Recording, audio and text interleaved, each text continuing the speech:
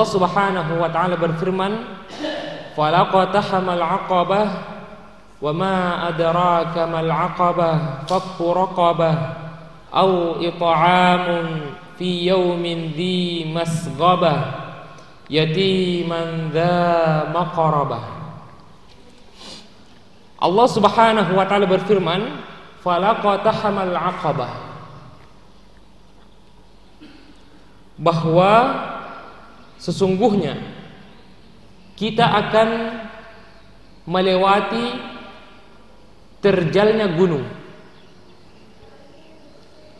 Kita akan melewati kesukaran untuk kita melewati beberapa rintangan di dalam kehidupan kita di dunia. Kata Imam Ibnu Katsir rahimahullah, di sini disebutkan bahwa makna falaqatahamal 'aqabah, makna al-'aqabah kalau kita terjemahkan secara bahasa ini sebenarnya sela-sela dari gunung. Al-'aqabah itu adalah sela-sela dari gunung.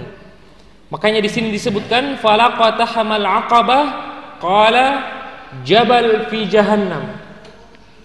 Makna dari kita akan melewati kesukaran al-'aqabah yaitu bahwa kita akan melewati neraka yang ada di dalam gunung yang ada di dalam neraka. Gunung yang ada di dalam neraka. Wa qala Ka'ab al-ahbar falaqatahamal 'aqabah. Wa qala al-Hasan al-Basri falaqatahamal 'aqabah qala 'aqaba fi jahannam. Bahkan Hasan al-Basri rahimahullah, seorang tabi'in, beliau menyebutkan bahwa al-'aqabah maknanya adalah sela-sela gunung yang ada di dalam neraka. Sela-sela gunung yang ada di dalam neraka. Jadi maksud ayat ini falaqatahamal 'aqabah menyebutkan tentang orang-orang yang berkata sebelumnya, orang-orang kafir yang akan melewati kesukaran api neraka. Itu menurut Imam Ibnu Katsir. Di dalam tafsir yang lain, ketika berbicara tentang ayat ini, secara umum menyebutkan bahwa al-'aqabah itu menunjukkan bahwa ketika seseorang hendak masuk ke dalam surga, maka mereka akan melewati terjal-terjal dari kesukaran dan terjal-terjal dari ujian dari Allah Subhanahu wa taala. Jadi maksud ayat ini sebagaimana yang disebutkan oleh Imam Al-Baghawi dalam tafsirnya Ma'alimut Tanzil, bahwa maksud ayat ini menunjukkan kepada kita bahwa mujahadatun nafs wa qasruha ala mukhalafati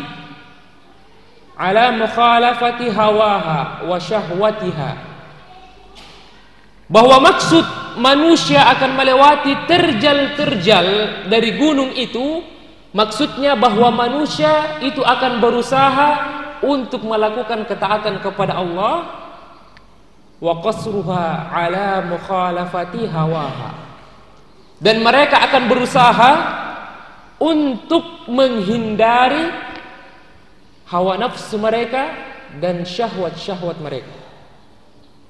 Makanya di dalam kehidupan manusia ayat ini juga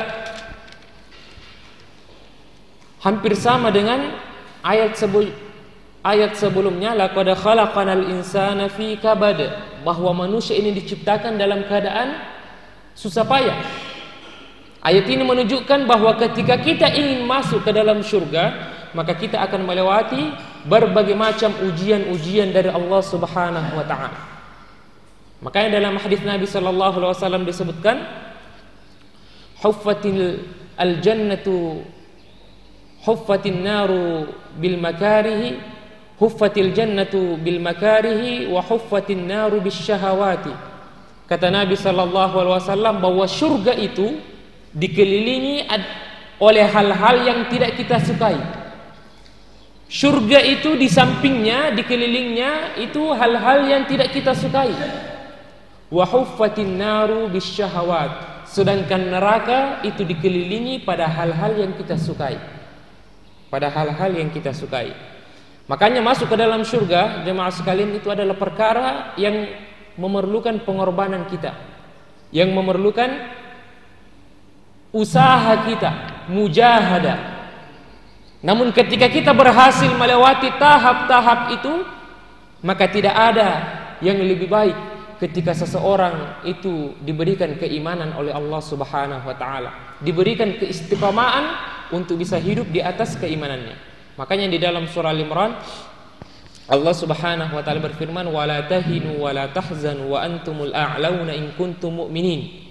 Janganlah kalian bersedih, janganlah kalian menangis, karena sesungguhnya kalian adalah hamba-hamba yang tinggi derajatnya di sisi Allah, in kuntum mu'minin, apabila kalian beriman kepada Allah Subhanahu